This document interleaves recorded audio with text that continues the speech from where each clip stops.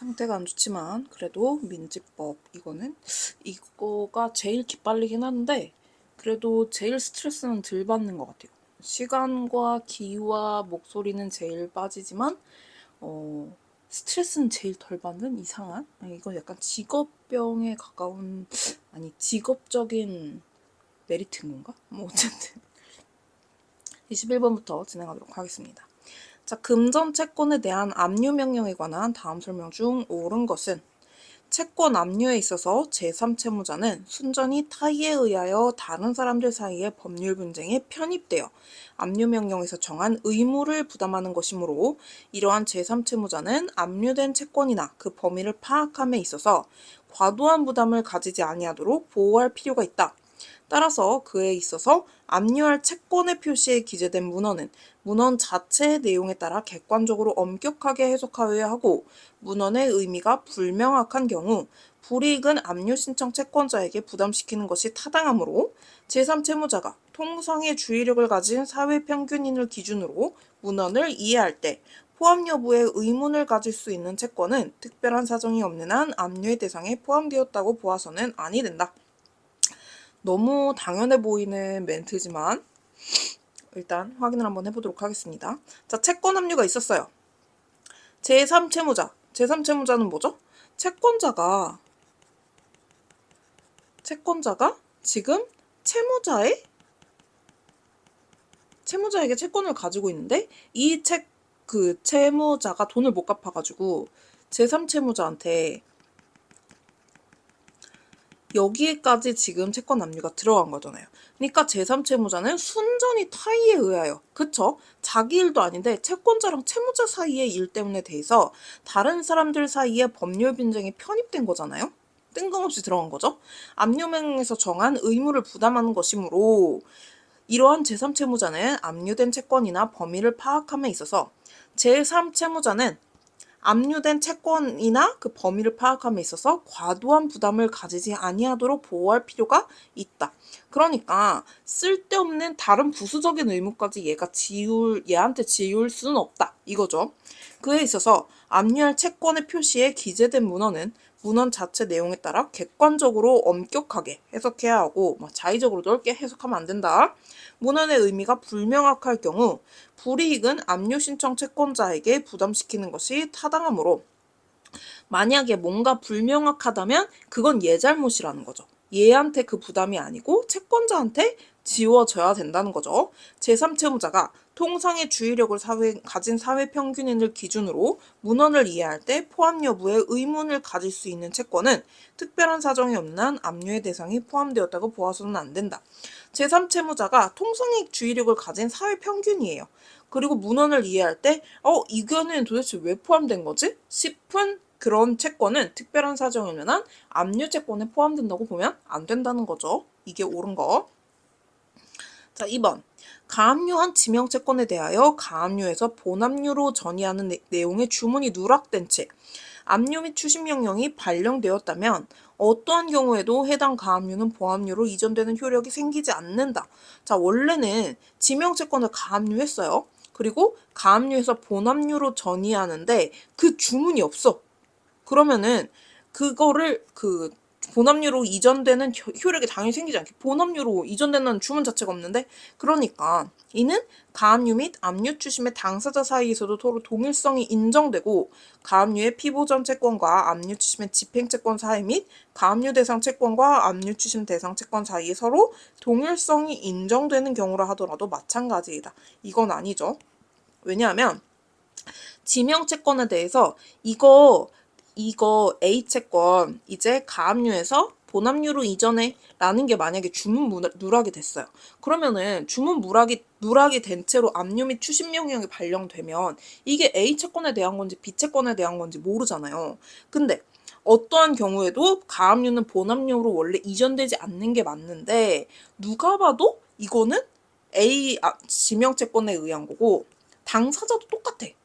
그러니까 이건 누가 봐도 그냥 앞구르기 하면서 봐도 이거는 얘랑 얘 사이에 A채권에 대한 얘기야.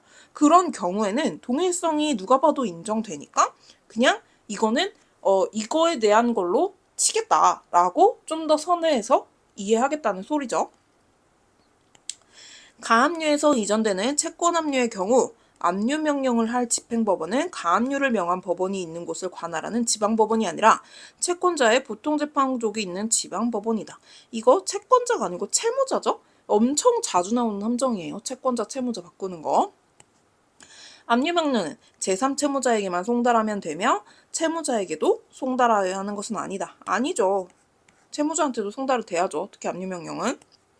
채권 압류 명령의 경정 결정이 확정된 경우 처음부터 경정된 내용의 압류 명령이 있었던 것과 같은 효력이 있으므로 당초의 결정 정본이 제3채무자에게 송달된 때에 소급하여 경정된 내용의 압류 결정의 효력이 발생하는 것이 원칙인데 채권 압류 명령의 채무자를 변경하는 경정 결정은 결정 정본이 제3채무자에게 송달된 때에 비로소 경정된 내용의 결정의 효력이 발생하는 것이 아니라 당초에 결정 정본이 제3채무자에게 송달된 때에 소급하여 경정된 내용의 압류 결정에 효력이 발생한다고 보아야 한다.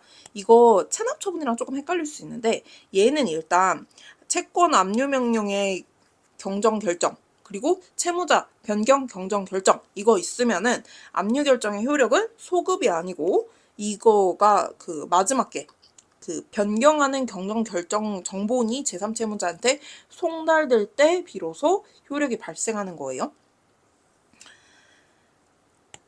자, 22번. 부동산 강제 경매 절차에서 경매 목적 부동산의 평가와 최저 매각 가격의 결정에 관한 설명 중 옳지 않은 것은 자, 감정인은 민사집행법의 평가를 위하여 필요한 건물에 출입할 수 있고 채무자 또는 건물을 점유하는 제3자에게 질문하거나 문서를 제시하도록 요구할 수 있겠죠. 평가서에는 부동산의 모습과 그 주변의 환경을 알 수 있는 도면, 사진 등을 붙여야 한다. 이거는 그냥 경매 사이트 들어가잖아요. 그러면 거기 최저 매각 가격이 어쩌고저쩌고 하는 거 다 나와 있거든요. 첨부 파일을 보면 이런 거 다 붙어 있어요. 그러니까 그런 거 한번 보면은 조금 더 입체적으로 머릿속에 기억이 되는 것 같아요. 공유물 지분을 경매하는 경우 최저 매각 가격은 공유물 전부의 평가액을 기본으로 채무자의 지분에 관하여 정하여야 한다. 다만 그와 같은 방법으로 정확한 가치를 평가하기 어렵거나 평가에 부당하게 많은 비용이 드는 등 특별한 사정이 있는 경우에는 그러하지 아니하다.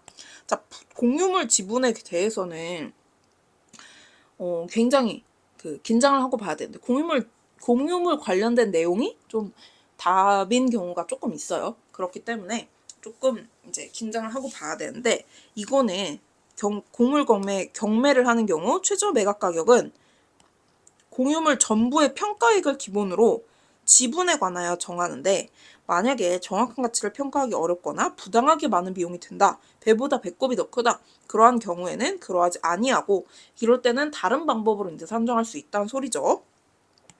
그러하지 아니하다. 이거 맞는 말. 자, 매각 부동산을 평가한 감정인은 매수 신청을 할 수 없다. 그쵸? 이거는 얘는 직접적으로 관여한 사람이잖아요. 그러니까 경매 신청을 할 수 없다고 봐야 되겠죠. 경매는 이게 누가 더 높은 가격 적어냈냐 뭐 이런 거 가지고 이제 저희가 되잖아요. 이게 아무리 최저 매각 가격을 알아도 이제 얼마나 그 가치가 평가가 되는가에 따라서 달라지는데 어쨌든 평가한 감정인 같은 경우에는 이 부분이 조금 더 유리할 수 있기 때문에 이 부분은 이제 공정성을 위해서 못하도록 하고 있는 것 같아요. 경매의 대상이 된 토지 위에 생립하고 있는 채무자 소유의 미등기 수목이에요. 등기가 되지 않은 수목은 항상 토지와 별개로 경매되는 것이므로 미등기니까 별개로 되면 안 되죠. 등기가 된 거는 별개로 되는데 미등기는 별개로 되면 안 돼요. 수목의 가격을 제외하여 경매 대상 토지를 평가하여 이를 최저 매각 가격으로 공고하여야 한다. 제외하는 게 아니고 포함해가지고 얘기를 해야 되죠.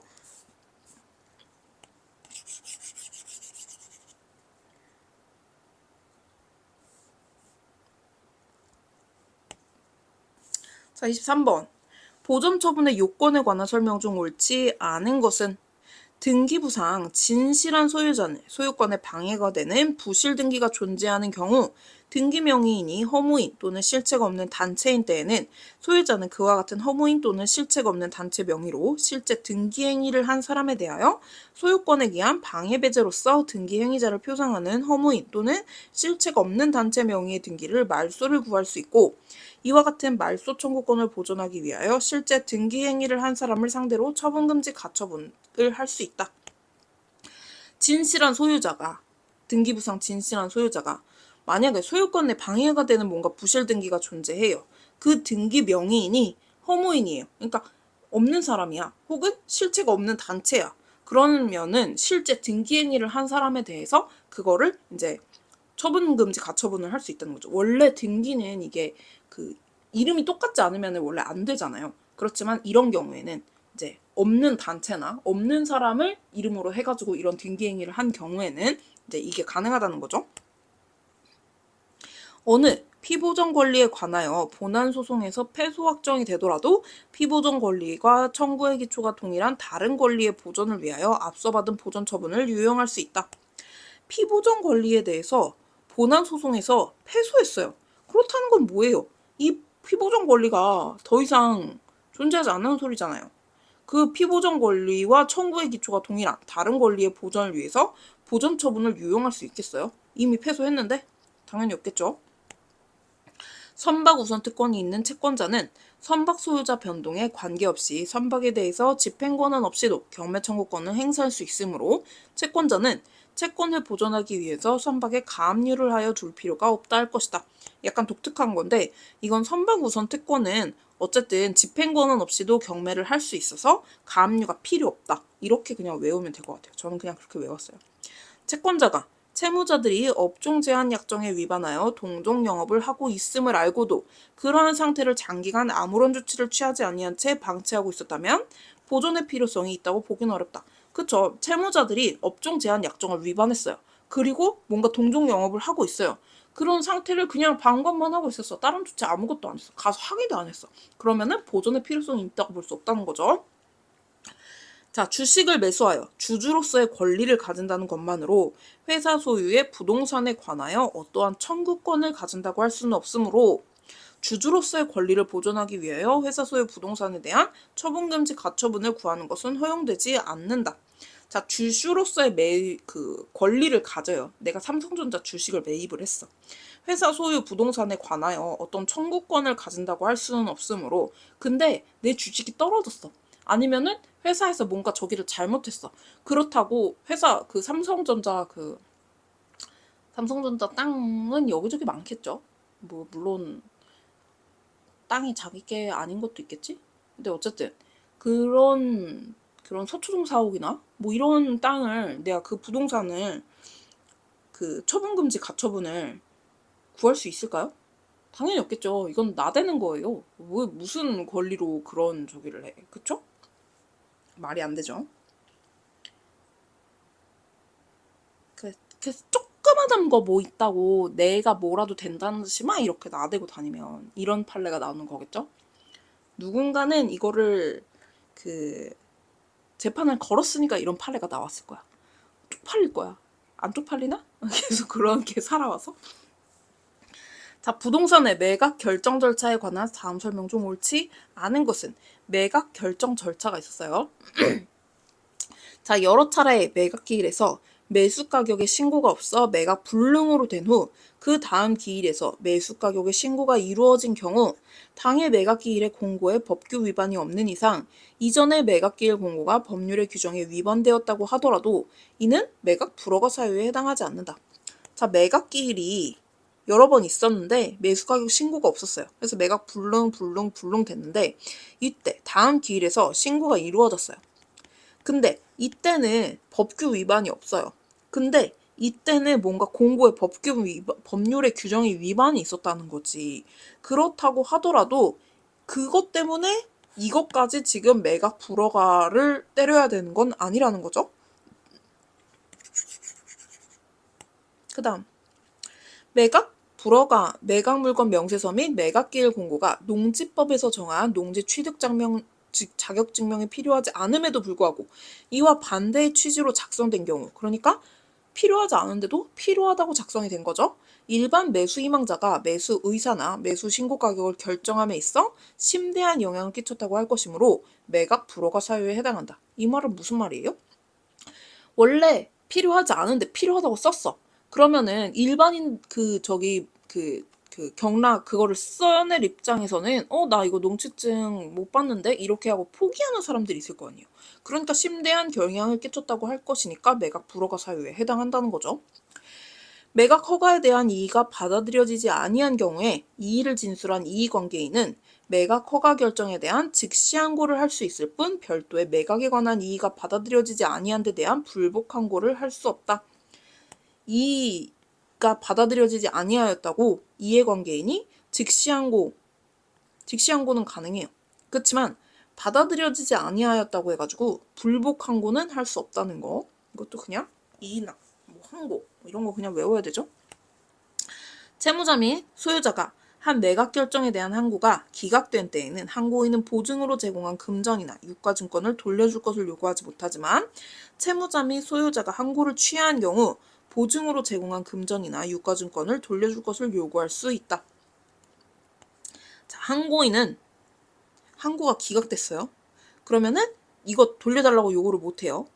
채무자나 소유자가 항고를 취하를 했어요. 그러면은 보증으로 제공한 금전이나 유가증권을 돌려줄 것을 요구할 수 없다는 거죠. 왜? 그 항고를 취하를 했단 말이에요. 취하를 했다는 건 내가 걸었다가 내가 저기를 했다는 소리죠. 그러니까 내가 걸었다는 거에 책임을 져야지. 그러니까 이거는 돌려받을 수 없는 거죠. 자, 매각을 허가하거나 허가하지 아니하는 결정을 선고한 때에는 고지의 효력이 생기므로 이에 대한 즉시 항고의 제기 기간은 선고일로부터 진행된다. 매각을 허가하거나 허가하지 아니하는 결정은 선고한 때에 고지의 효력이 같이 생겨요. 그렇기 때문에 즉시 항고의 제기 기간은 선고일로부터 이때부터 며칠 이렇게 해가지고 일주일, 2주일 이렇게 해가지고 진행이 된다는 거죠. 자, 부동산 경매 절차 중에 민사집행법 49조 또는 제266조 소정에 서류가 제출된 경우 관한 다음 설명 중 옳은 거 고르래요. 자꾸 옳은 거 고르래.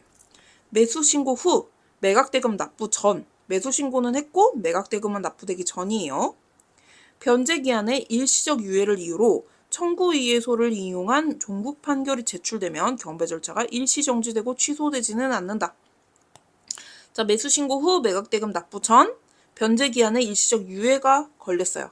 그리고 청구이해소를 그냥을 인용을 한 종국 판결이 제출돼요. 그러면은 일시 정지가 아니고 취소되겠죠? 매각 허가 결정 이후 이 사건 집행권원에 기한 강제 집행을 불허한다는 내용의 확정된 화해 경고 결정이 제출된 경우 매수인 등의 동의가 있어야 경매 절차를 취소할 수 있다. 매각 허가 결정이 됐잖아요. 그러니까 강제 집행을 불허한다라는 내용이 나오면 그건 심지어 화해 공고 결정이에요. 그러면은 매수인 등의 동의가 있어야 취소가 가능하다는 거. 왜냐하면 다 했는데 갑자기 화해했대. 그러면은 이제 그 부분에 대해서 허락을 받아야죠.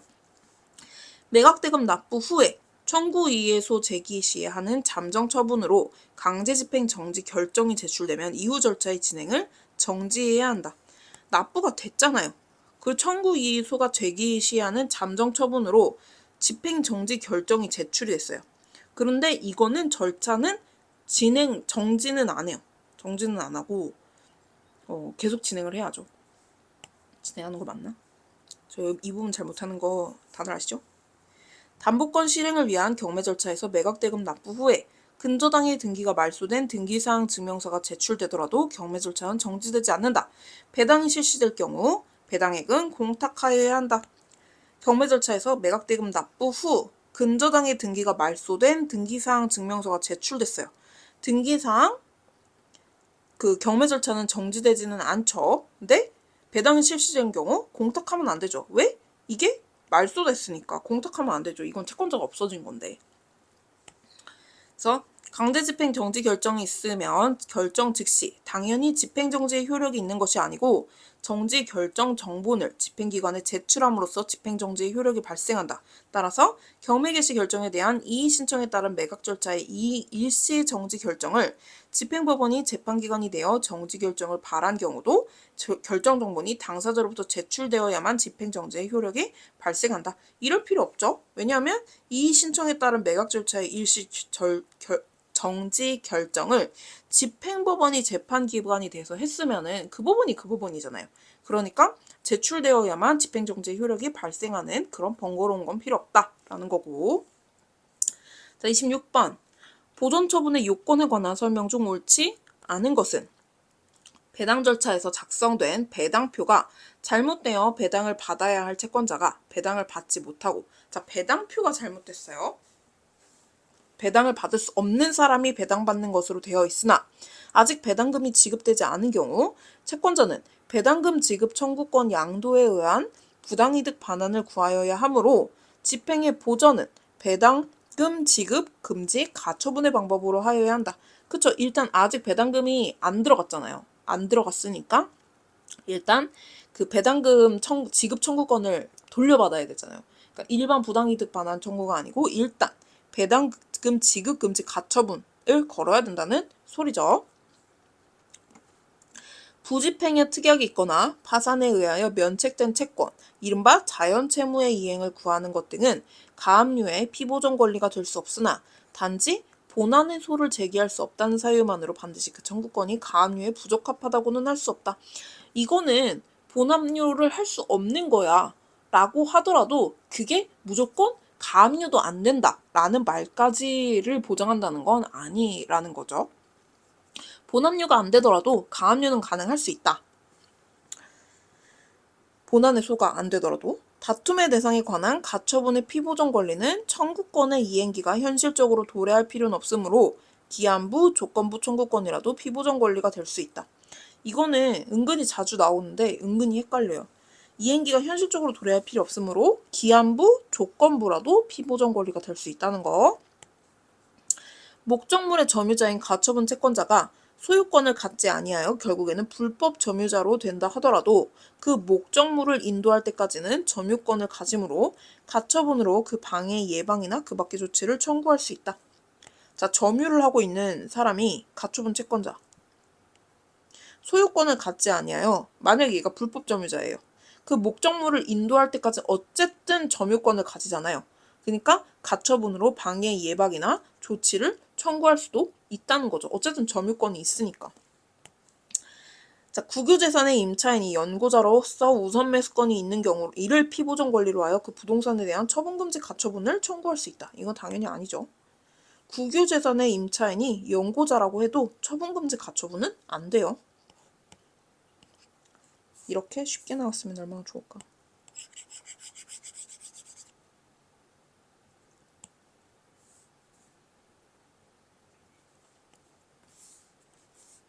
자, 27. 청구 이의 소에 관한 설명 중 옳지 않은 것은 채무자가 1심 판결에 붙은 가집행 선고에 의해서 채권자에게 해당 금원을 변제한 뒤 항소심에서 항소가 기각되어 판결이 확정된 경우 위 변제는 사실심 변론 종결 전에 생긴 사유이므로 적법한 청구 이의 사유가 아니다. 이거 아니죠. 이거 은근히 많이 나오는 선지인데, 자, 1심 판결이 있었어요. 그리고 이때 가집행 선고도 있었어요. 그래서 변제를 했어요. 그리고 어쨌든 이 부분에 대해서 항소를 했단 말이죠. 그리고 그 기각이 됐어요. 그 판결이 확정이 됐어요. 이거는 어쨌든 1심 사실심 변론 종결 이후에 생긴 사유잖아요. 여기에 생긴 사유니까. 그러니까 사실심 변론 종결, 그 항소의 사실심 변론 종결 전에 생긴 사유이므로 이후의 사유, 그 1심 이후에 생긴 사유죠. 그러니까 적법한 청구 이의 사유가 될 수가 있겠죠. 채무자가 한정 승인을 하였으나 채권자가 제기한 소송의 사실심 변론 종결 시까지 이를 주장하지 아니하는 바람에 책임의 범위에 관하여 아무런 유보 없는 판결이 선고 확정된 경우라 하더라도 채무자가 그 후 위 한정 승인 사실을 내세워 청구에 관한 이의소를 제기할 수 있다. 그냥 외워요. 한정 승인은 나중에 유보 없는 판결 주장하지 아니하였더라도 이해소를 제기할 수 있다. 상속 포기는 제기할 수 없다. 주장하지 않은 경우. 상속 포기를 하였으나 주장하지 않은 경우 제기할 수 없다. 이거 이렇게 두 개 세트로 외워야 돼요. 한정 승인은 할 수 있다. 상속 포기는 할 수 없다. 부작위 채무에 대한 간접 강제 결정의 집행력 배제를 구하는 청구 이의소에서 채무자에게 부작위 의무 위반이 없었다는 주장을 청구 이의 사유로 내세울 수 없다. 자, 부작위 채무. 그러니까 저기를 안 하는 거, 뭔가를 안 하는 거죠. 간접 강제 결정의 집행력 배제를 구하는 청구 이의소에서 채무자에게 부작위 의무 위반이 없었다는 주장을 청구 이의 사유로 내세울 수 없다. 그쵸? 부작위 채무니까. 집행권은상의 청구권을 양도한 채권자가 집행력이 소멸한 이행 권고 결정서의 정본에 기하여 강제집행 절차에 나아간 경우 양도인을 상대로 한 청구 이의소는 부적법하고 집행 이의 방법으로 다툴 수 있다. 자, 청구권을 양도를 했어요. 채권자가 양도를 했어요. 그럼 양수인이 있을 거 아니에요? 그러면은 얘는 더 이상 당사자 적격이 없죠. 집행력이 소멸한 이행 권고 결정서 정본에 기해서. 근데 얘가 이제 강제 집행을 한 거예요. 그러면은 채무자 입장에서는 아니 왜 뜬금없이 양도해놓고 이제 와서 네가 난리야? 라고 얘기를 할 수 있죠. 그러면은 양도인을 상대로 얘는 청구 이의소는 언제? 실제법상 뭔가 문제가 있을 때 하는 거라서 양도인은 더 이상 실제법상 권리가 없어요. 그렇기 때문에 얘한테는 뭐라고 할 수 없고 그 청구 이의소로 뭐라고 할 수 없고 집행이의로 해야 되죠. 이걸 집행을 왜 해? 라고 이제 집행이의의 방법으로 다툴 수 있다는 거. 자, 28번.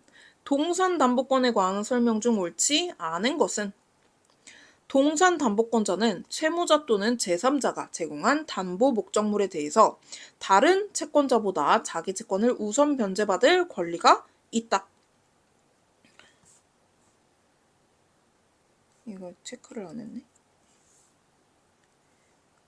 자, 동산담보권자. 내가 여기에다가 담보를 걸어놨어. 채무자 또는 제3자가 제공한 담보 목적물에 대해서 다른 채권자보다 당연히 우선 변제받을 권리가 있죠. 여러 개의 동산을 종류와 보관 장소를 특정하여 집합동산에 관한 담보권, 즉 집합동산 담보권을 설정한 경우 같은 보관 장소에 있는 같은 종류의 동산 전부가 동산 담보권의 목적물이다. 등기 기록에 종류와 보관 장소 외에 중량이 기록되었다고 하더라도 당사자가 중량을 지정하여 목적물을 제한하기로 약정하였다는 등 특별한 사정이 없는 한 목적물이 그 중량으로 한정된다고 볼 수 없다. 자, 갤러리가 있어요. 갤러리 안에 미술작품이 겁나 많을 거 아니에요? 그래서 미술작품 뭐 도자기 뭐 그림 몇 개 이렇게 해가지고 종류 이렇게 뭐 몇 개 뭐 이렇게 해가지고 무슨 갤러리 창고 특정해서 이거 전체를 담보를 걸었어요. 이런 걸 집합동산의 담보라고 하는데 보관 장소에 있는 같은 종류의 동산 전부가 동산 담보의 목적물인 경우 등기 기록에 종류 도자기 몇 개, 그림 몇 개, 땡땡 갤러리 창고 보관 정성 외에 중량, 전체 중량 몇몇 킬로그램 뭐 이렇게 되어 있어요. 몇몇 톤 이렇게 기록되어 있어요. 근데 당사자가 만약에 중량을 지정하지 아니하였다면 그런 특정한 사정이 없으면 여기 갤러리에서 물건을 사고 팔고 할 수도 있을 거 아니에요. 그러니까 그 안에 뭐 중량이 줄어들건 많아지건 그 부분에 대해서는 따로 터치할 필요가 없다는 거죠. 자, 동산 담보 등기부, 담보 목적물인 동산 또는 채권의 등기사항에 관한 전산 정보 자료를 담보 목적물별로 구분하여 작성한다. 이거 아니에요. 담보 목적물면 채무자별이겠죠?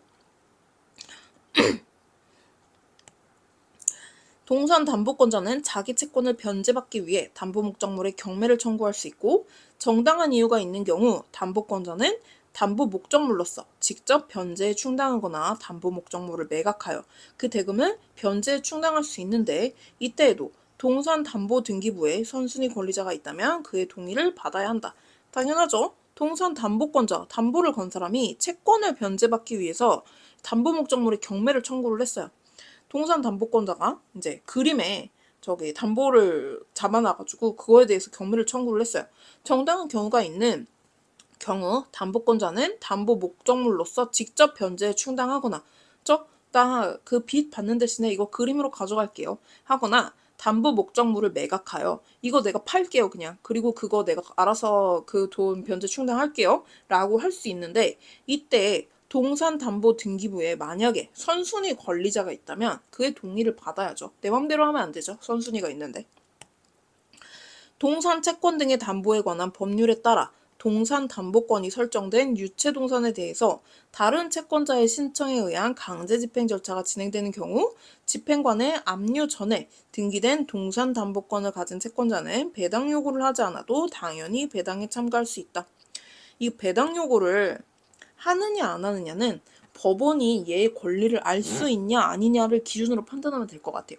동산담보권이 유체동산 해산에서 신청에 의해서 강제집행 절차가 진행이 됐는데 만약에 압류 전에 이미 등기가 됐어. 그러면은 이 권리에 대해서 법원이 알 수가 있잖아요. 그렇다면 배당 요구를 하지 않아도 배당에 참가할 수 있다는 거죠. 자, 29번.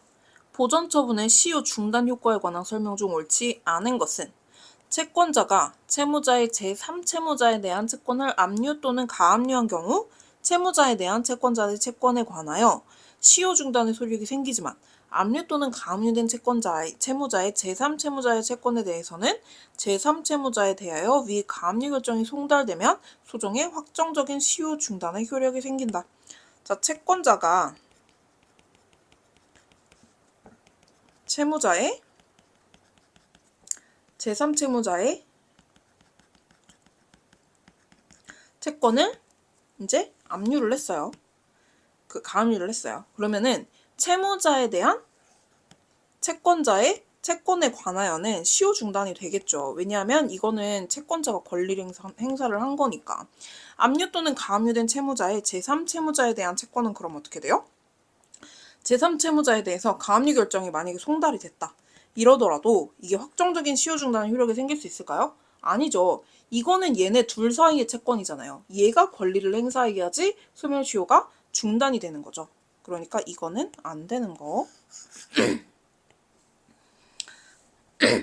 민법 제169조는 시효의 중단은 당사자의 및 그 승계인 간에만 효력이 있다고 규정하고 있고 한편 민법 제440조는 주채무자에 대한 시효의 중단은 보증인에 대해서 그 효력이 있다라고 규정하고 있는 바 민법 제440조는 민법 제169조의 예외 규정으로서 채권자 보호 내지 채권 담보의 확보를 위하여 주채무자에 대한 시효 중단의 사유가 발생하였을 때 보증인에 대한 별도의 중단 조치가 이루어지지 아니하여도 동시에 시효 중단의 효력이 생기도록 한 것이고 시효 중단 사유가 압류, 가압류 및 가처분이라고 하더라도 보증인에게 통지하여야만 비로소 시효 중단의 효력이 발생하는 것은 아니다. 결론은 뭐예요? 시효의 중단은 당사자, 승계인 간에만 효력이 있다. 라고 주채무자에 대한 시효의 중단은 보증인에 대해서 효력이 있다. 이렇게 하고 있으니까 채권자 보호 내지 채권 담보의 확보를 위해서 주채무자한테 만약에 시효 중단의 효과가 생겼어요. 그러면은 별도의 중단 조치를 하지 않아도 동시에 보증인한테 시효 중단의 효력이 생기도록 했다는 거죠. 그래서 보증인한테 뭔가가 송달이 돼야 비로소 시효 중단의 효력이 생기는 게 아니고 주채무자한테 이제 소멸시효가 중단이 됐으면은 보증인 것도 그냥 바로 같이 된다는 거. 민법 168조에서 가압류를 시효 중단 사유로 정하고 있는 것은 가압류에 의하여 채권자가 권리를 행사하였다고 할 수 있기 때문인데 가압류에 의한 집행보전의 효력이 존속하는 동안은 가압류 채권자에 의한 권리 행사가 계속되고 있다고 보아야 할 것이므로 가압류에 의한 시효 중단의 효력은 가압류 집행보전의 효력이 존속하는 동안은 계속된다. 유체동산에 대한 가압류 결정을 집행한 경우 가압류에 의한 시효 중단 효력은 가압류 집행보전의 효력이 존속하는 동안 계속된다. 유체동산에 대한 가압류 집행 절차에 착수하지 않은 경우 시효 중단의 효력이 없고 집행 절차를 개시하였으나 가압류할 동산이 없기 때문에 집행불능이 된 경우 집행 절차가 종료된 때부터 시효가 새로이 진행된다. 포인트는 그냥 집행 절차를 개시하였으나 가압류할 동산이 없기 때문에 집행 불능이 된 경우 이때부터 종료된 때부터 시효가 새로이 진행한다. 여기가 포인트예요. 앞부분을 보면 가압류를 시효 중단 사유로 정하고 있다는 것은 권리를 그냥 행사하였다고 할 수 있기 때문인데 가압류에 의해서 그래서 집행 보전의 효력이 존속되고 있는 동안은 시효 중단의 효력도 계속해서 있다는 거죠. 그래서 유체동산에 대한 가압류 결정을 집행한 경우 가압류에 의한 시효 중단의 효력은 가압류의 집행 보전의 효력이 존속하는 동안 계속된다. 똑같다는 거죠. 유체동산에 대한 가압류 집행 절차를 착수하지 않은 경우 시효 중단의 효력이 없고 집행 절차를 개시하였으나 가압류할 동산이 없으면 그때부터 다시 시효가 진행된다는 거. 새로 말을 굳이 이렇게 길게 해가지고 사람 헷갈리게 만들어야 되는 건지. 금전 채권의 보전을 위하여 채무자의 금전 채권에 대하여 가압류가 행하여진 경우 채권자의 신청에 의해서 그 집행이 취소되었다면 다른 특별한 사정이 없는 한 가압류에 의한 소멸시효 중단의 효과는 소급적으로 소멸한다. 왜 소급적으로 소멸해요? 가압류를 행하였는데 채권자가 취소했으니까 권리를 행사했다가 그 권리 행사한 걸 없애버렸잖아요. 그러니까 소급적으로 소멸된 거죠. 그냥 애초에 아무것도 없었던 걸로. 가압류에 의한 시효 중단은 경매 절차에서 부동산이 매각되어 가압류 등기가 말소되기 전에 배당 절차가 진행되어 가압류 채권자에 대한 배당표가 확정되는 등의 특별한 사정이 없는 한 채권자가 가압류 집행에 의하여 권리 행사를 계속하고 있다고 볼 수 있는 가압류 등기가 말소된 때 중단 사유가 종료되어 새로 소멸시효가 진행한다고 봄이 타당하고 매각대금 납부 후 배당 절차에서 가압류 채권자의 채권에 대해서 배당이 이루어지고 배당액이 공탁되었다고 해서 채권자가 공탁금에 대하여 권리 행사를 계속하고 있다고 볼 수는 없으므로 시효 중단 효력이 계속된다고 할 수 없다. 포인트는 뭐예요? 배당 절차가 진행이 됐어요. 가압류 등기 말소 전에. 그러면은 특별한 사정이 없는 한 가압류 집행에 의해서 권리 행사를 계속하고 있어서 가압류 등기가 말소되면 이제 중단 사유가 종료한다 라고 보는 거고, 매각 대금이 납부됐어요. 배당 절차에서 채권자에 대해서 배당이 이루어지고 배당액이 공탁되었어요. 그러면은 채권자가 그 공탁금에 대해서 권리 행사를 계속하고 있다고 볼 수 있을까요? 아니죠. 그러니까 공탁되는 순간 가압류에 의한 시효 중단의 효력이 계속된다고 할 수 없고 그때부터 이제 다시 종료가 된다고 보는 거죠. 그냥 간단한 얘기인데 말을 겁나 꼬아놨어요. 이렇게 길게 내면 압박감이 엄청 크잖아요. 저는 오늘 35분까지 다 할 거기 때문에. 자, 채무 불이행자 명부 등재에 관한 설명 중 가장 옳지 않은 것은 채무 불이행자 명부.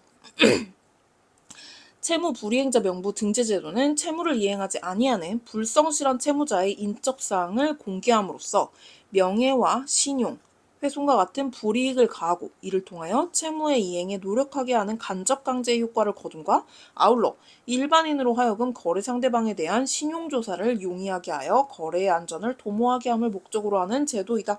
그쵸? 그래서 채무 불이행자 명부에 이름이 올라갔다. 그러면은 인적사항이 공개되니까 명예나 신용도나 뭐 이런 게 추락하겠죠. 그리고 일반인이 거래 상대방에 대해서 신용조사를 하면서 이제 거래의 안전을 도모할 수 있다. 얘는 채무를 잘 이행하지 않는구나 라고 해서 대출이나 뭐 이런 것에도 문제가 생길 수 있겠죠. 채무자가 금전의 지급을 명한 집행권원이 확정된 후 6월 이내에 채무를 이행하지 아니하는 때에는 채권자는 채무자를 채무 불이행자 명부에 올리도록 신청할 수 있고, 법원은 위 신청에 정당한 이유가 있는 때에는 채무자를 채무 불이행자 명부에 올리는 결정을 하여야 하나 등재 신청에 정당한 이유가 없거나 쉽게 강제 집행을 할 수 있다고 인정할 만한 명백한 사유가 있는 데에는 결정으로 이를 기각하여야 한다. 그쵸? 신청한다고 다 올려주면 내가 조금만 마음에 안 들면 쟤한테 돈 빌렸는데 제가 이거 안 해줬어요 라고 해가지고 이제 올릴 수 있다는 거죠. 그러면은 그 사람 인생 쪽날 수도 있어요. 채무불이행자 명부 등재의 소극적 요건인 쉽게 강제 집행할 수 있다고 인정할 만한 명백한 사유라 함은 채무자가 보유하고 있는 재산에 대해서 많은 시간과 비용을 투입하지 않고서도 강제 집행을 통하여 채권의 만족을 얻을 수 있다는 점이 특별한 노력이나 조사 없이 확인 가능한 것을 의미하고 존재에 관해서는 채권자가 이를 증명한다. 아니죠. 채무불이행자 명부의 등재에 저 충분한 돈이 있기 때문에 언제든지 갚을 수 있어요. 강제 집행하면 언제든지 갚을 수 있어요. 라는 거는 누가? 채권자가 아니고 채무자가 해야죠. 왜냐하면 채권자는 이 사람을 채무불이행자 명부에 올리고 싶어 할 테니까. 채권자, 채무자 바꿔 나오는 문제 참 많죠. 채무불이행자 명부 등재 결정이 확정된 후라도 변제, 그 밖의 사유로 채무가 소멸되었다는 것이 증명된 때 법원은 채무자의 신청에 따라 채무불이행자 명부에서 그 이름을 말소하는 결정을 한다. 그쵸? 채무불이행 등재 결정이 확정이 됐어요. 그러면은 변제라는 사유만 이제 저기를 할 수 있어요. 변제 그 밖의 사유. 여기에 가끔 채권자의 뭐 승낙 뭐 이런 거 끼어들 때 있거든요. 이 채권자의 승낙 있어도 변제가 아니면 변제나 뭐 변제에 준하는 사유가 아니면 이제 그 이름을 말소를 할 수가 없어요. 10년이 지나면 이제 직권으로 말소할 수 있어요. 법원이. 채무불이행자 명부 등재 결정 또는 신청 기각 결정에 대하여는 즉시 항고를 할 수 있으나 집행 정지 효력은 없으므로 채무자가 즉시 항고를 하더라도 명부 등재 및 비치는 집행이 된다. 등재 결정이 됐어요. 또는 신청 기각이 됐어요. 이 부분에 대해서 즉시 항고는 가능해요. 근데 집행 정지는 되지 않아요. 그렇기 때문에 즉시 항고를 하더라도 명부 등재나 비치는 그냥 그대로 집행이 된다는 거죠. 뭐 즉시 항고해서 그 즉시 항고에 따라서 뭐가 결정이 되면 그때 가가지고 그거는 다시 생각하고 이렇게 얘기하는 거죠. 자, 31번. 저당권이 설정된 부동산에 임차권이 설정된 경우와 차임채권에 관하여 압류 및 추심명령이 있거나 차임채권이 양도된 경우에 관한 설명 중 옳지 않은 것은? 뭔 조건이 이렇게 많아? 자, 부동산에 저당권이 있어요. 저당권이 설정된 부동산에 여기에 지금 임차권이 설정이 됐죠. 그리고 차임채권에 관하여 압류, 추심명령이 있거나 차임채권이 양도됐대요. 자, 저당 부동산에 대한 압류가 있으면 압류 이후에 저당권 설정자의 저당 부동산에 관한 차임채권 등에도 저당권의 효력이 미친다. 저당 부동산에 대한 이거가 압류가 됐어요. 부동산이 압류가 됐어. 압류 이외에 저당권 설정자의 저당 부동산에 관한 차임채권 등에도 저당권의 효력이 미치겠죠. 얘를 싹 다 압류했으니까 여기로 들어오는 임차권, 임차채권도 이제 그 차임채권도 그냥 블랙홀로 다 흡수가 되는 거예요. 저당권자는 위 1의 차임채권 등에 관한 저당권의 실행을 저당부동산에 대한 경매 절차에서 할 수는 없고 채권 집행의 방법으로 실행시킬 수 있다. 자, 차임채권 등에 관한 저당권의 실행. 이거는 경매 절차에서 할 수는 없는 거고 채권 집행으로 해야 된다는 거예요. 보증금이 수수된 저당부동산에 관한 임대차 계약이 저당부동산에 대한 경매로 종료된 경우 임차인이 연체한 차임이 있다면 연체 차임 중 저당부동산의 압류 이전 부분에 한하여 보증금에서 당연히 공제된다. 그쵸? 이전 부분에 한하여. 보증금이 수수가 됐어요. 저당부동산에서. 임대차 계약이 저당부동산에 대해서 경매로 강제가 종료가 됐어. 그러니까 임차인이 이제 나가는 거잖아요. 임차인이 연체한 차임이 만약에 있어. 그럼 연체 차임 중 저당부동산의 압류 이전 부분에 해서 저당 그 보증금에서 공제가 되는 거죠.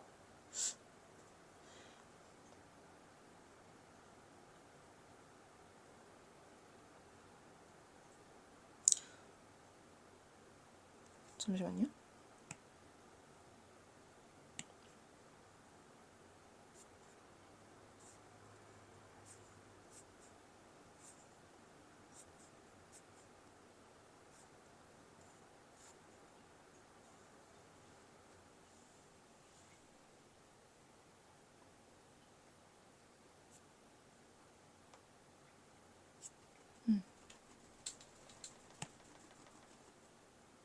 그쵸, 이거 3번이죠? 왜 다른 거랑 헷갈렸지?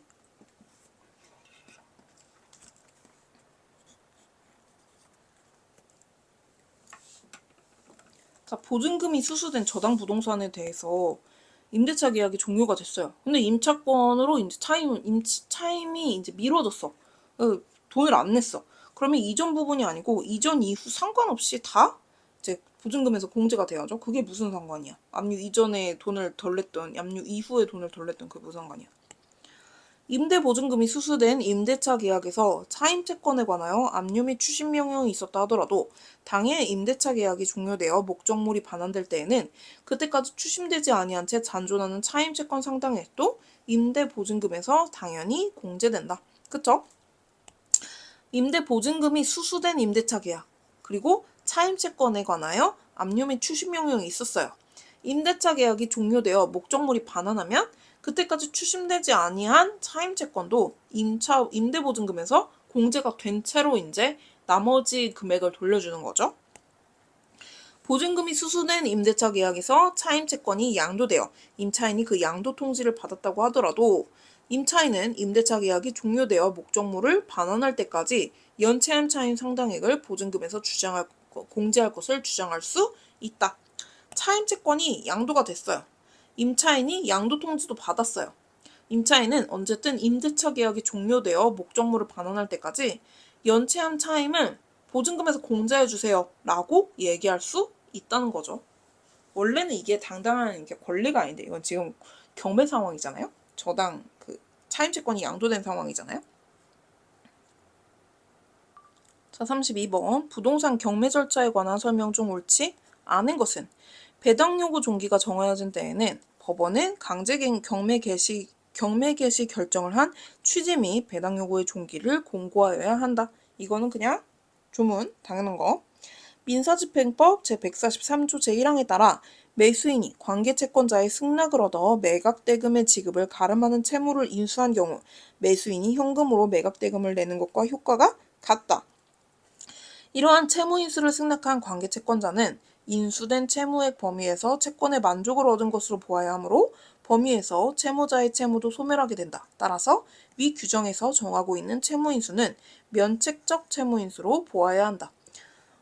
자, 매수인이 채권자의 승낙을 얻었어요. 그래서 매각대금의 지급을 가름해서 채무를 대신 인수를 했어요. 내가 이거 낼게요. 그러니까 전세 끼고 사는 거랑 비슷한 거죠. 채무를 인수한 결과 현금으로 매각대금을 내는 것과 효과가 같다. 채무 인수를 승낙한 관계 채권자는 인수된 채무액 범위에서 채권의 만족을 얻은 것으로 보아야 하므로 그쵸. 전세 끼고 샀다고 해가지고 집주인이 돈을 다 못 얻는 건 아니잖아요. 그 전세금 제외한 나머지를 얻는 거잖아요. 그 범위에서 채무자의 채무도 소멸하게 되고 위 규정에서 정하고 있는 채무인수는 면책적 채무인수로 보아야 한다. 왜? 채무자의 채무가 소멸이 됐으니까, 면제가 됐으니까. 부동산에 대한 근저당권의 실행을 위한 경매는 그 근저당권 설정 등기에 표시된 채무자 및 저당 부동산의 소유자와의 관계에서 절차가 진행되는 것이므로 절차의 개시 전 또는 진행 중에 채무자가 소유자가 사망하였다고 하더라도 재산상속인들이 경매법원에 대해서 사망 사실을 밝히고 이해관계인으로 취급하여 줄 것을 신청하지 아니한 이상 절차를 속행하여 저당 부동산의 매각을 허가하였다고 하더라도 허가 결정에 위법이 있다고 할 수 없다. 근저당권 실행을 위한 경매는 어쨌든 채무자 및 저당 부동산의 소유자의 관계에서 절차가 진행되는 거잖아요. 그래서 이게 채무자나 소유자가 만약에 사망을 했어요. 그렇다고 재산 상속인들이 제가 상속인인데 이거 이해관계인으로 저희 좀 넣어주세요 라고 요구를 안 했다면 절차가 속행돼가지고 저당 부동산의 매각이 허가됐다고 하더라도 그 허가 결정에 위법이 있다고 할 수는 없다는 거죠. 집행법원은 매각 대상 부동산에 관한 이해관계인이나 그 현황 조사를 실시한 집행관으로부터 제출된 자료를 기초로 매각 대상 부동산의 현황과 권리관계를 되도록 정확히 파악하여 매각 물건 영세서에 기재하여야 하고 만일 경매 절차의 특성이나 집행법원이 가지는 기능의 한계 등으로 인해서 매각 대상 부동산의 현황이나 권리관계를 정확히 파악하는 것이 곤란한 경우 현황이나 권리관계는 불분명하다는 취지를 매각물건 명세서에 그대로 기재함으로써 매수 신청인 스스로의 판단과 책임하에 매각 부동산의 매수 신고 가격이 결정될 수 있도록 하여야 한다. 그래서 경매 사이트 들어가 보면은 거기 그 임차인이 누구라고 뭐 등기되어 있으나 그 만나보지 못함, 뭐 아니면 확인되지 않음, 뭐 이렇게 적혀 있는 경우 있어요. 이거는 확인되지 않았구나, 이게 뭐가 저기 할 수 있구나, 빡쓸 수 있구나, 아니면은 이게 다른 사람이 살고 있을 수도 있겠구나, 혹은 명도 소송이 빡셀 수도 있겠구나, 여러 가지 이제 본인이 감수해야 될 거를 생각을 해야 된다는 거죠. 공동 저당권이 설정되어 있는 수개의 부동산 중 일부는 채무자 소유이고 일부는 물상보주인 소유인 경우 위 각 부동산의 경매대가를 동시에 배당하는 때에 동일한 채권을 담보로 수개의 부동산이 저당권을 설정한 경우에 부동산의 경매대가를 동시에 배당하는 때에는 부동산의 경매대가에 비례하여 그 채권의 분담을 정한다 라고 규정하고 있는 제368조 1항은 적용되지 않죠. 따라서 경매법원으로서는 채무자 소유 부동산의 경매대가에서 공동저당권자에게 우선적으로 배당을 하고 부족분이 있는 경우에나요 물상보증인 수요 부동산의 경매대가에서 추가로 배당을 해야죠. 그쵸? 이렇게 문제가 나오면 너무 감사하죠. 앞에 답이 나오고 그거 아니라 사실 이거야 이렇게 나오면은 이 부분이 틀렸네 라고 해주면 되니까. 네? 이렇게 안 나오는 경우가 더 많죠? 문제가 길면은 조금 더 이렇게 쉽게 내주는 그런 저기가 있는 것 같아요. 읽다가 지쳐서 그런가? 배려해주는 건가? 읽다가 지치는 거? 자, 33번. 금전채권에 대한 전부명령에 관한 설명 중 옳지 않은 것은 금전채권이에요. 당사자 사이에 양도금지 특약이 있는 채권이라도 압류 및 전부명령에 따라 이전될 수 있고 양도금지의 특약이 있는 사실에 관하여 압류채권자가 선의인가 악의인가는 전부명령에 효력이 없다. 양도금지 특약이 있어요. 근데 압류 및 전부명령에는 상관이 없어요. 양도금지 특약이 있는가를 그거를 압류채권자가 알았더라도 상관이 없어요. 전부명령에는 아무런 영향이 없어요. 자, 동일한 채권에 대해서 2개 이상의 채권 압류 및 전부명령이 발령되어 제3채무자에게 동시에 송달된 경우 당해 전부명령이 채권 압류가 경합된 상태에서 발령된 것으로서 무효인지 여부는 채권 압류 명령의 압류액을 합한 금액이 피압류 채권액을 초과하는지를 기준으로 판단하여야 하므로 전자가 후자를 초과하는 경우 당해 전부명령은 모두 채권의 압류가 경합된 상태에서 발령된 것으로서 무효가 될 것이지만 그렇지 않은 경우에는 채권의 압류가 경합된 경우에 해당하지 아니하여 전부명령은 모두 유효하게 부여된다고 할 것이다. 자, 채권이 있는데 동일한 채권에 대해서 압류가 2개가 들어왔어요. 압류 및 전부명령이 들어오고 왔는데 이게 동시에 송달이 됐단 말이에요. 당해 전부명령이 경합된 상태에서 발령된 것으로 무효인지 아닌지 이거는 압류액이 있고 또 압류액이 있을 거 아니에요? 얘네 둘을 더했는데 만약에 채권액보다 더 많다. 그러면은 초과하니까 당해 전부명령은 압류가 경합된 상태에서 발령된 것으로서 다 무효로 치고 그렇지 않은 경우에는 경합이 아니니까 이만큼 압류하고 이만큼 압류해 이렇게 돼가지고 경합 없이 모두 유효하게 된다고 하는 거죠. 채권자가 약속어음금 채권을 집행채권으로 하여 약속어음 채무자가 제3채무자에 대해서 가지는 채권의 압류 및 전부명령을 받아 확정되었다면 전부명령이 제3채무자에게 송달된 때 소급하여 피전부 채권이 채권자에게 이전하는 것이나 이는 집행채무자가 채무의 이행에 가름하여 현실적인 출연을 한 것과 법률상 동일하게 취급되지 않으므로 집행채권인 약속어음금 채권은 변제된 것으로 보아서 소멸하는 것은 아니다. 자, 약속어음금 채권을 집행채권으로 해가지고 약속어음 채무자가 제3채무자에 대해서 가지는 채권의 압류 및 전부명령을 받았어요. 약속어음금 채권을.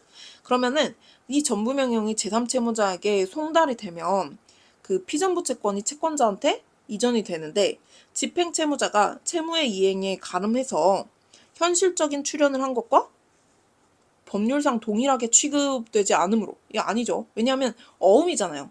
그리고 이게 어음에 저기를 걸었으면 이게 어음이 그냥 넘어간다는 거죠. 그럼 채권은 변제된 것으로 보아서 소멸해야 된다는 거죠.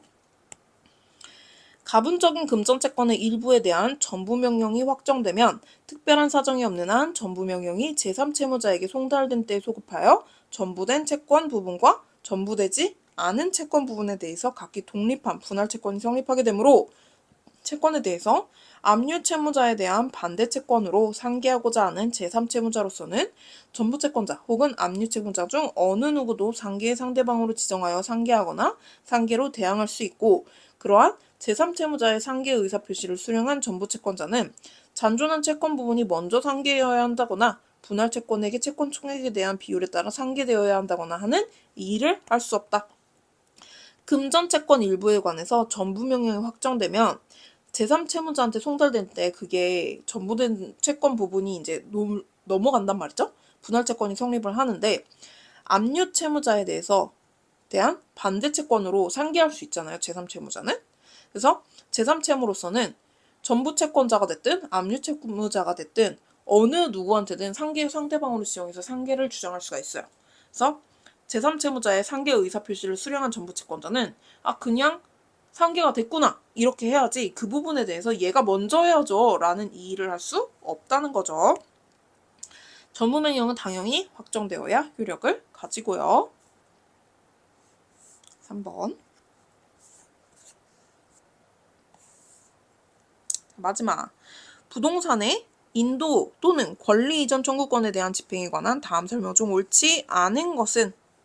자, 부동산의 인도, 권리 이전의 청구권에 대한 압류 명령이 제3채무자에게 송달되면 압류의 효력이 생긴다. 이건 너무 익히하는 거죠. 부동산의 인도, 권리 이전 청구권 대하여는 전부 명령을 할 수 없어요. 왜냐하면 전부 명령은 환가할 수 있는, 돈으로 바꿀 수 있는 거에만 가능해요. 그러니까 부동산의 이전이나 권리 이전 청구권, 이거는 권리에 관한 거잖아요. 그러니까 이거는 전부 명령이 불가능하다는 거. 부동산에 관한 인도 청구권의 압류에 대하여는 부동산 소재지의 지방법원은 채권자 또는 제3채무자의 신청에 의하여 보관인을 정하고 제3채무자에 대해서 그 부동산을 보관인에게 인도할 것을 명하여야 한다. 인도 청구권이 압류가 됐어요.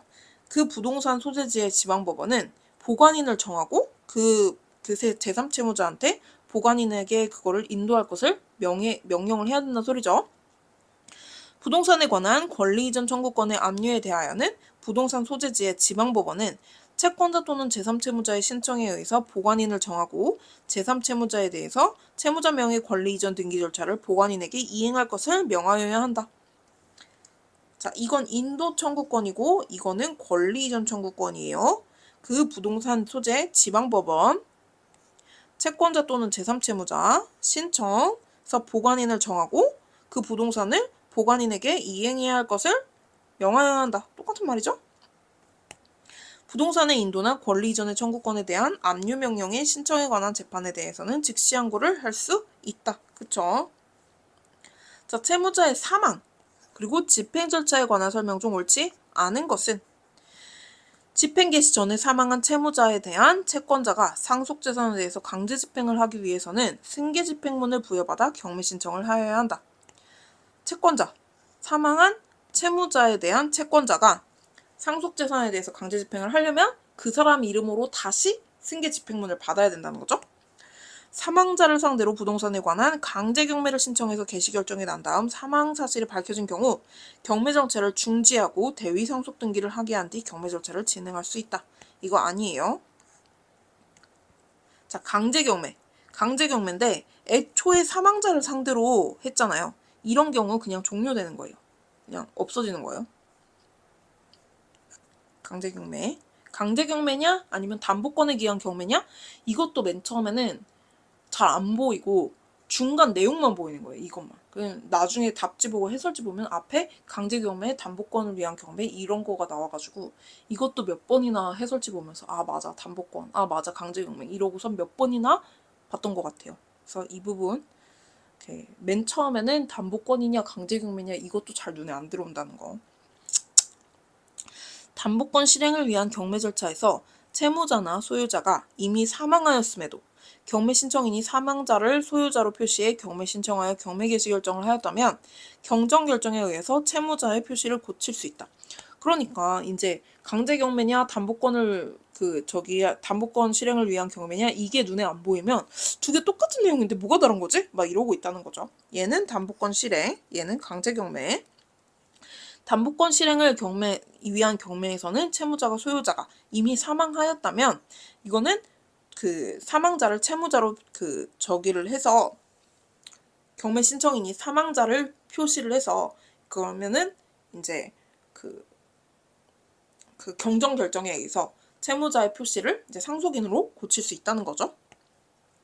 강제 집행을 개시한 다음 채무자가 사망한 경우 상속 재산에 의해서 강제 집행을 계속하여 진행하며 이는 담보권 실행을 위한 강제 경매 절차에서도 마찬가지다. 개시한 다음에 채무자가 사망을 했어요. 그런 경우에는 이제 계속해서 진행을 하며 강제 경매든 담보권을 위한 경매든 상관없이 그냥 계속 진행을 한다는 거. 담보권 실행을 위한 경매 절차에서 그 경매 신청 전에 부동산 소유자가 사망하여 경매 신청 전에요. 경매 신청인이 상속인을 대위하여 상속 등기를 마친 경우 등기 비용은 집행 비용에 해당하므로 배당할 금액에서 공제하고 배당표를 작성하여야 한다.